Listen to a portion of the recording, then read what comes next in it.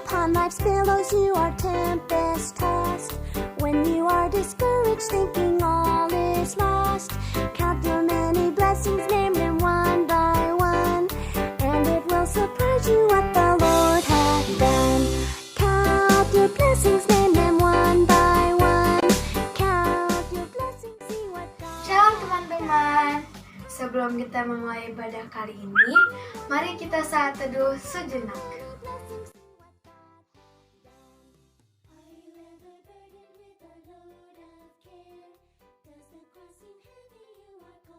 Teman-teman, mari kita bersatu dalam doa. Puji dan syukur kami naikkan padamu, Bapa kami yang di surga. Pada pagi hari ini kami masih dapat menikmati kasih dan kemurahan-Mu lewat udara yang segar yang kami hirup dan terang matahari-Mu yang menyinari bumi. Saat ini ya Tuhan, kami anak-anak sekolah minggu beribadah padamu, memuji dan menyembah-Mu. Berkatilah kami anak-anak-Mu yang sudah mempersiapkan hati untuk datang ke hadirat-Mu. Terima kasih ya Bapa, terima kasih ya Yesus, terima kasih ya Roh Kudus. Amin.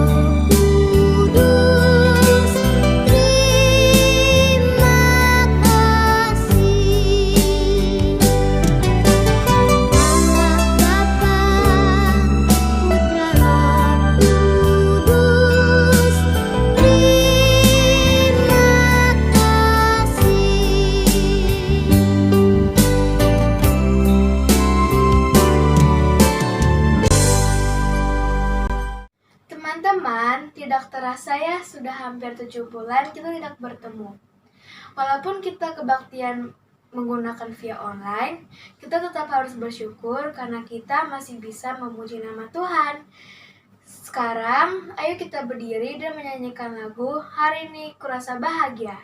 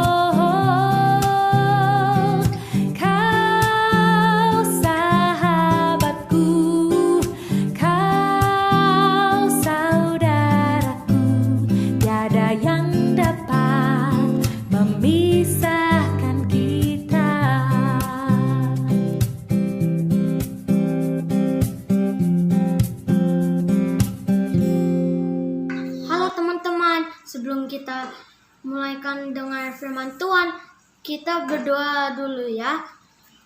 Tuhan Yesus berkati kami semua Tuhan.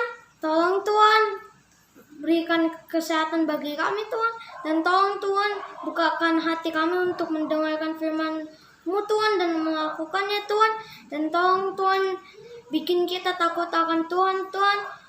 Berkati kami semua Tuhan, dan berikan kesehatan, kekuatan, kepintaran, dan kecerdasan Tuhan. Berikan kami berkat dan yang lain Tuhan. Haleluya, amin.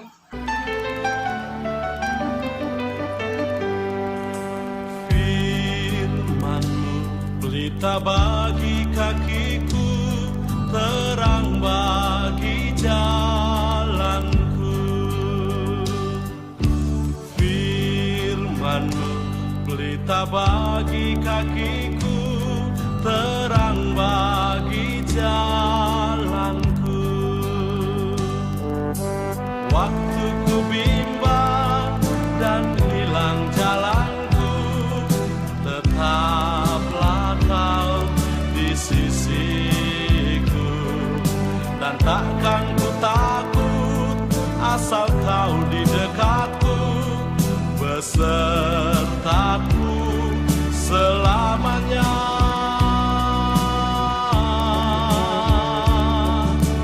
Firman-Mu pelita bagi kakiku, terang bagi jalanku. Firman-Mu pelita bagi kakiku, terang bagi jalanku.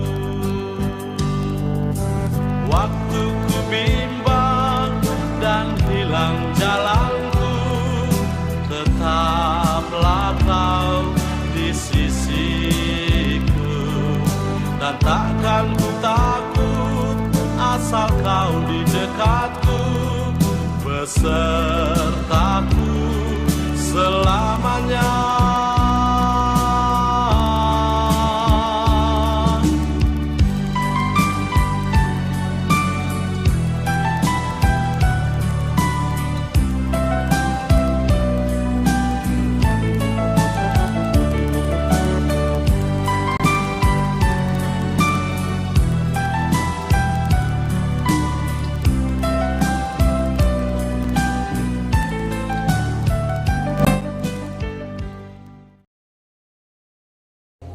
Kemudian daripada semuanya itu, Paulus bermaksud pergi ke Yerusalem melalui Makedonia dan Akaya. Katanya, sesudah berkunjung ke situ, aku harus melihat Roma juga. lalu ia menyuruh 2 orang pembantunya, yaitu Timotius dan Erastus, mendahuluinya ke Makedonia.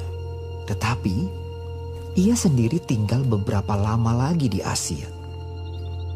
Kira-kira pada waktu itu timbul huru-hara besar mengenai jalan Tuhan. Sebab ada seorang bernama Demetrius, seorang tukang perak, yang membuat kuil-kuilan Dewi Artemis dari perak. Usahanya itu mendatangkan penghasilan yang tidak sedikit bagi tukang-tukangnya.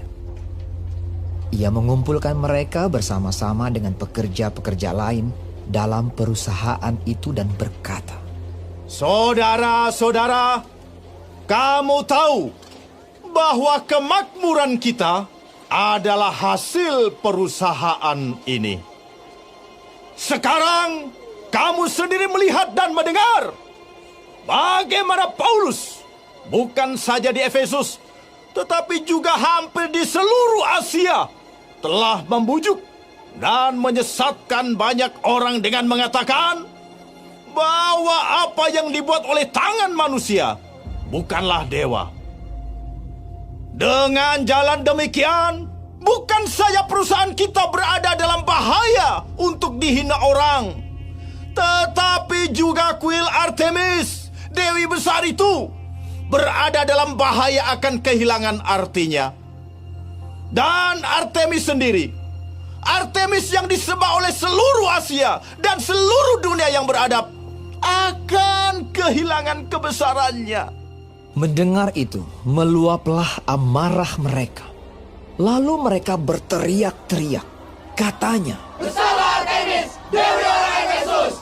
Seluruh kota menjadi kacau dan mereka ramai-ramai membanjiri gedung kesenian serta menyeret Gaius dan Aristarkus, keduanya orang Makedonia dan teman seperjalanan Paulus. Paulus mau pergi ke tengah-tengah rakyat itu, tetapi murid-muridnya tidak mengizinkannya. Bahkan beberapa pembesar yang berasal dari Asia yang bersahabat dengan Paulus mengirim peringatan kepadanya supaya ia jangan masuk ke gedung kesenian itu. Sementara itu orang yang berkumpul di dalam gedung itu berteriak-teriak. Yang seorang mengatakan ini dan yang lain mengatakan itu. Sebab kumpulan itu kacau balau dan kebanyakan dari mereka tidak tahu untuk apa mereka berkumpul. Lalu seorang bernama Alexander didorong ke depan oleh orang-orang Yahudi. Ia mendapat keterangan dari orang banyak tentang apa yang terjadi. Segera ia memberi isyarat dengan tangannya dan mau memberi penjelasan sebagai pembelaan di depan rakyat itu. Tetapi ketika mereka tahu bahwa ia adalah orang Yahudi, berteriaklah mereka bersama-sama kira-kira 2 jam lamanya. Bersalah Artemis, Dewi orang Efesus! Akan tetapi panitera kota menenangkan orang banyak itu dan berkata, Hai orang Efesus, siapakah di dunia ini yang tidak tahu bahwa kota Efesuslah yang memelihara baik kuil Dewi Artemis yang maha besar, maupun patungnya yang turun dari langit. Hal itu tidak dapat dibantah. Karena itu hendaklah kamu tenang dan janganlah terburu-buru bertindak. Sebab kamu telah membawa orang-orang ini ke sini, walaupun mereka tidak merampok kuil Dewi kita dan tidak menghujat namanya. Jadi, jika Demetrius dan tukang-tukangnya ada pengaduannya terhadap seseorang, bukankah ada sidang-sidang pengadilan dan ada gubernur? Jadi hendaklah kedua belah pihak mengajukan dakwaannya ke situ. Dan jika ada sesuatu yang lain yang kamu kehendaki, baiklah kehendakmu itu diselesaikan dalam sidang rakyat yang sah. Sebab kita berada dalam bahaya akan dituduh bahwa kita menimbulkan huru-hara pada hari ini, karena tidak ada alasan yang dapat kita kemukakan untuk membenarkan kumpulan yang kacau balau ini. dan dengan kata-kata itu ia membubarkan kumpulan rakyat itu. Hai adik-adik sekolah minggu, selamat pagi, Shalom. Saya Om Benny. Hari ini mau bercerita buat adik-adik semua, mulai dari balita, pratama, madya 1, madya 2, tentang Rasul Paulus di Efesus. Rasul Paulus di Efesus. Beberapa minggu lalu, adik-adik masih ingat pelajaran beberapa minggu lalu. Yang pertama, Rasul Paulus di Filipi, itu Kak Grace Purukan yang bawakan. Yang kedua, Rasul Paulus di Athena, itu Kak Grace juga, cuma Kak Grace orang yang bawakan. Yang ketiga adalah Rasul Paulus di Korintus. Dan yang keempat, hari ini Rasul Paulus di Efesus. Om Benny akan bercerita untuk adik-adik sekalian. Adik-adik, di mana itu Efesus? Efesus bukan di Sulawesi, bukan di Sumatera, bukan pula di Jawa. Efesus yang sekarang itu ada di negeri namanya Turki.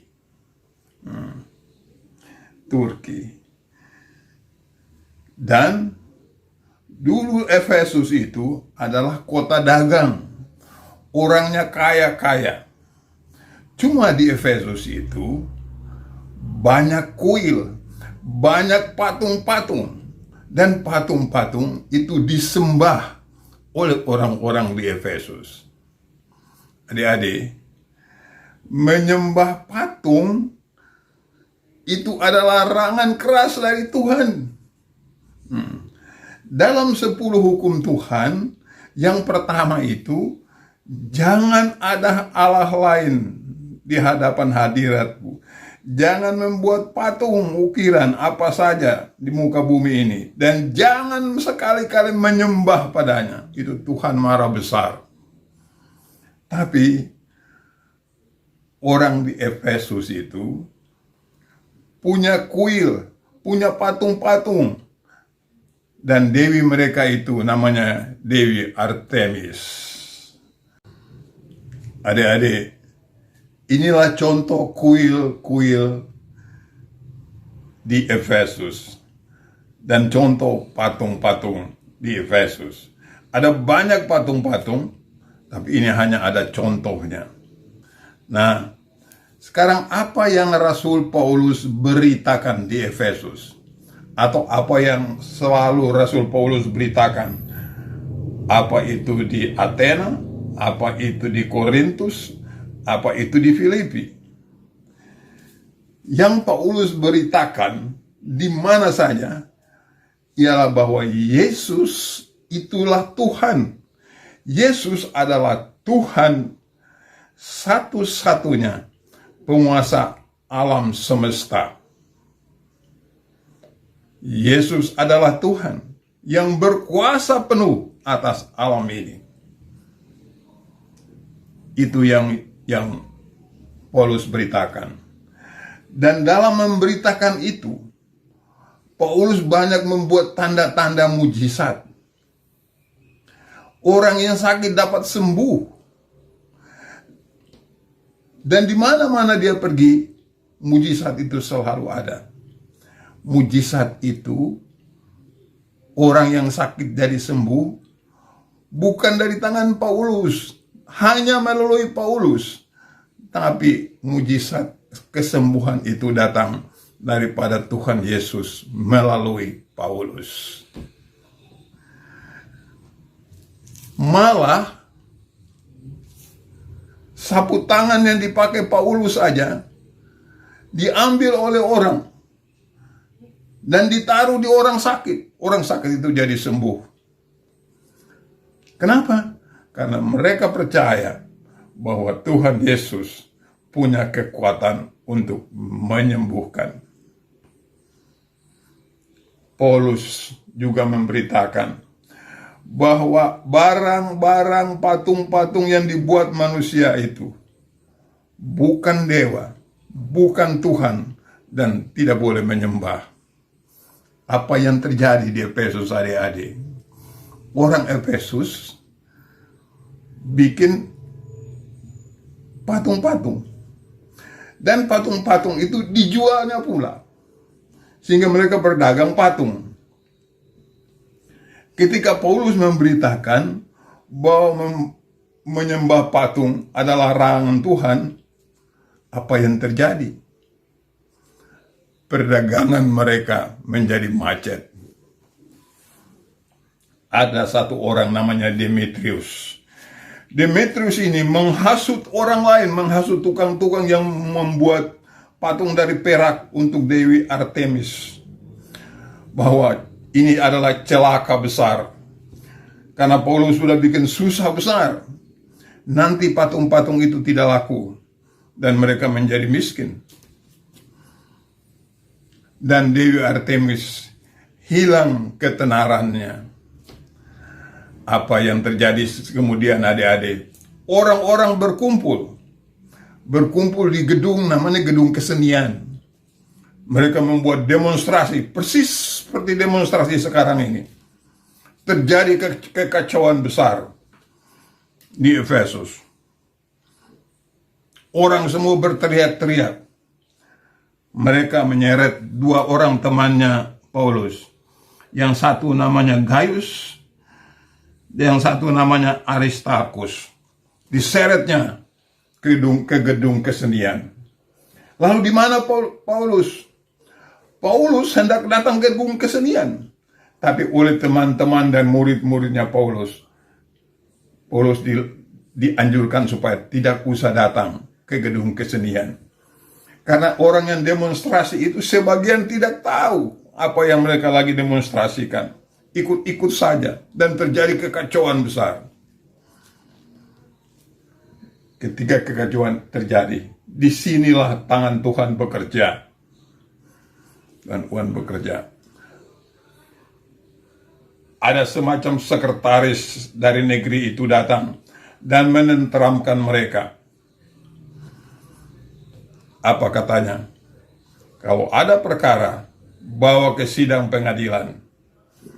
Jangan membuat keributan dan keonaran di sini. Dan masalah keributan itu dapat terpecahkan. Paulus dengan tenang dapat terus menyebarkan firman Tuhan, bersaksi tentang Yesus yang adalah Tuhan. Adik-adik, jadi apa yang kita pelajari pagi hari ini? Dari pembacaan Kisah Rasul-Rasul 19 ayat 21 sampai dengan ayat yang ke-40. Saya sudah mendengar juga cerita-cerita tadi. Yang pertama yang kita pelajari, jangan menyembah patung ukiran. Jangan menyembah apa saja selain Tuhan. Karena itu dilarang sama Tuhan.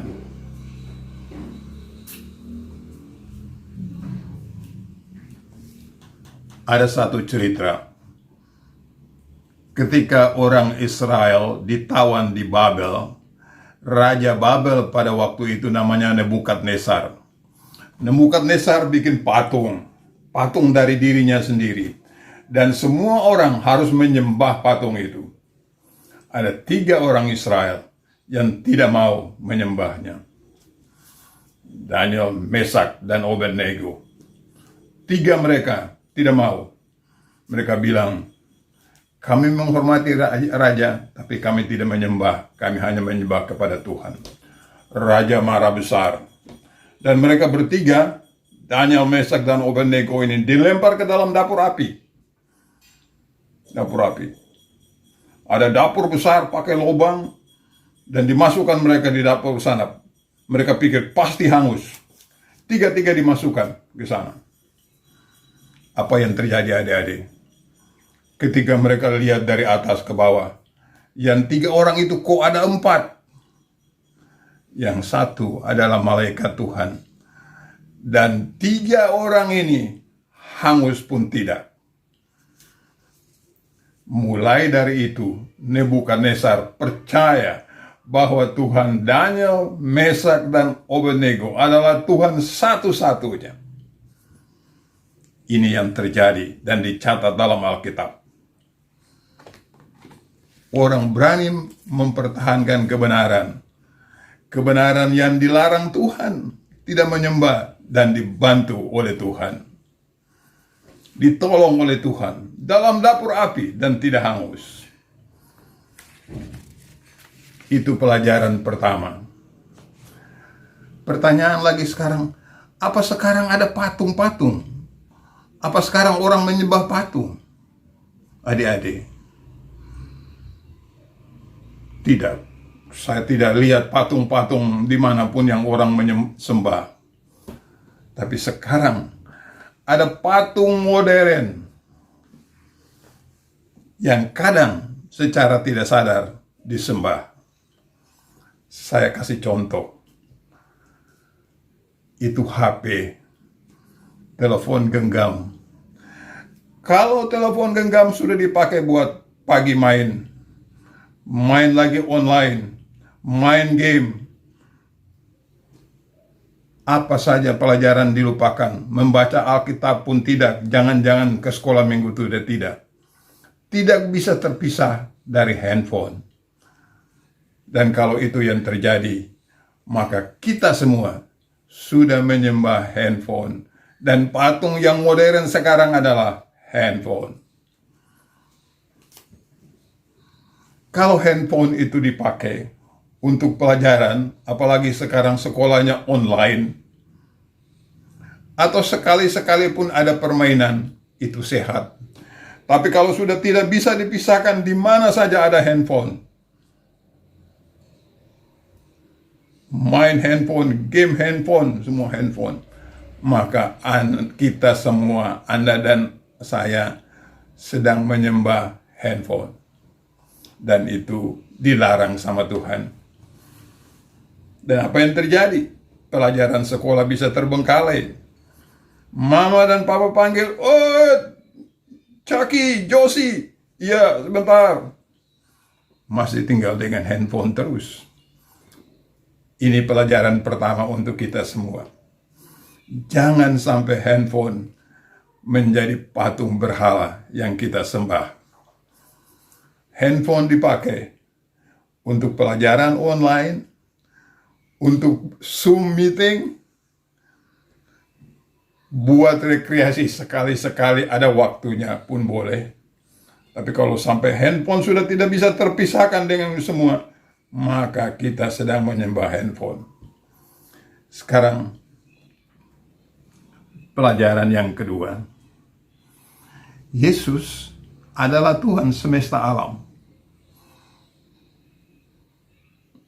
yang mengerti tentang kebutuhan kita, mengerti apa yang kita takutkan, mengerti apa yang kita khawatirkan. Adik-adik, Om Benny mau bercerita tentang satu cerita anak-anak yang benar-benar terjadi. Ada satu anak perempuan namanya Jane. Umur 3,5 tahun atau mendekati 4 tahun. Baru di taman bermain. Pergi ke sekolah minggu bersama adiknya yang baru berumur 2 tahun. Adik lakinya. Namanya Boy, dipanggil Boy. Karena sekolah minggu dekat dengan rumahnya, mereka berjalan kaki. Sesudah sekolah minggu selesai, mereka pulang. Jalan kaki lagi, si Boy dituntun sama Jane. Tiba-tiba dari depan, ada orang bawa herder, anjing herder yang besar itu, mengerikan. Dan herdernya terlepas dari tangannya yang punyanya. Berlari herdernya di situ. Mereka takut setengah mati. Dan si Jane belum tahu berdoa apa saja lain-lain, dia nggak tahu. Yang dia tahu cuma berdoa waktu makan bersama papa dan mamanya. Jane lihat anjing lari dari sana, Jane nggak bisa, takut setengah mati. Boynya, adiknya dipeluk rapat-rapat. Dan dia katakan, "Tuhan Yesus berkati makanan ini." Tidak ada makanan, tapi itulah yang dia tahu. Dan apa yang terjadi adik-adik? Anjing herder segede itu yang lari menuju mereka, bukannya ini berbalik arah dan berlari ke hutan. Tuhan menolong.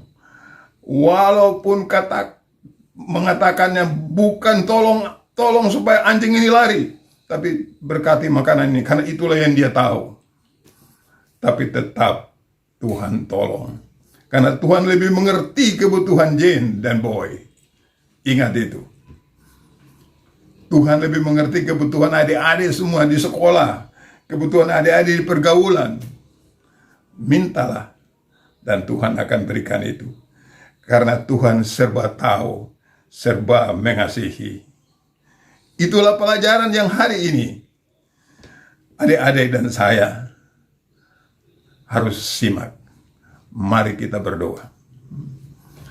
Tuhan Yesus, kiranya apa yang kami dengar ini Tuhan, makan tempat di hati adik-adik ini semua, dan dapat dipergunakan dalam hidupnya, sehingga selalu mereka hidup dengan cara memuji Tuhan Yesus Kristus, penebus dosa-dosa kami semua. Pimpin mereka, oh Tuhan, supaya mereka sukses di pendidikan, menjadi anak yang pandai, menjadi anak yang patuh sama orang tua, dan menjadi anak yang berguna. Dalam nama Yesus kami berdoa. Amin.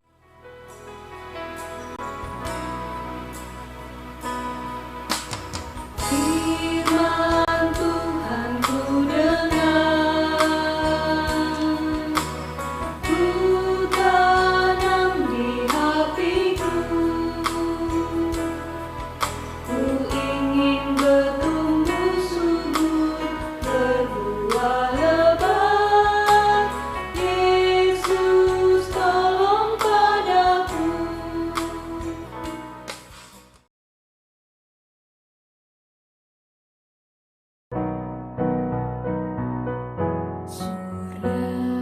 bersinar, udara segar, terima kasih. Di tepi pantai ombak berderai, terima kasih. Hati manusia pandai mencinta, terima kasih. Setiap waktu bisik hatiku, terima kasih. Melati wangi ketilang nadi, terima kasih. Serimba raya dengungkan lagu, terima kasih.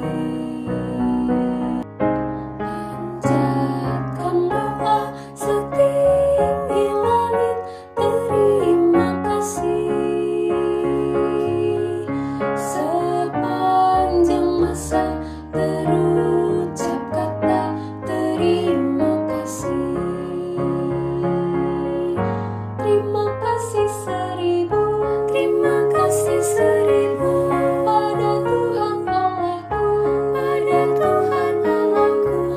Aku bahagia karena dicinta, terima kasih. Terima kasih seribu, terima kasih seribu pada Tuhan Allahku, pada Tuhan Allahku. Aku bahagia karena dicinta, terima kasih. Shalom adik-adik yang Tuhan Yesus kasihi. Mari kita berdoa untuk kita mengakhiri ibadah kita, ibadah sekolah minggu online di hari ini. Mari kita bersatu dalam doa.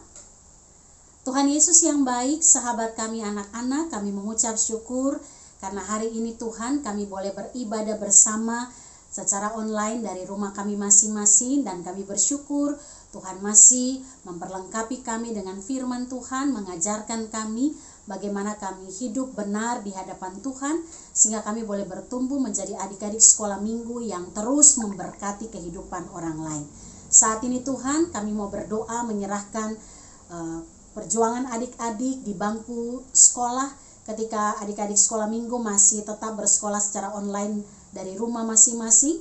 Tuhan memberkati, Tuhan berikan kemampuan, Tuhan berikan roh kepintaran untuk menerima setiap pelajaran yang ada, ketaatan untuk menerima, untuk melakukan apa yang ditugaskan oleh guru, sehingga kami imani sungguh ya Tuhan, adik-adik sekolah minggu boleh menyelesaikan studi mereka di tahun ini dengan baik. Berdoa untuk semua orang tua, Tuhan memberkati di dalam perjuangan mereka untuk mendampingi, bahkan membina adik-adik sekolah minggu, anak-anak kami untuk terus bertumbuh di dalam firman Tuhan.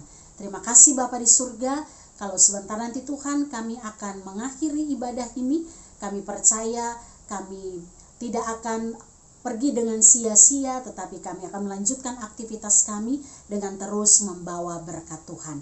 Adik-adik yang dikasihi oleh Tuhan, arahkanlah hati kepada Tuhan dan terimalah berkat Tuhan. Kasih karunia dan damai sejahtera dari Allah Bapa kita dan dari Tuhan Yesus Kristus serta persekutuan dengan Roh Tuhan yang kudus tinggal menyertai adik-adik bersama dengan orang tua, menyertai semua kakak sekolah minggu mulai dari saat ini terus kekal sampai selama-lamanya. Amin.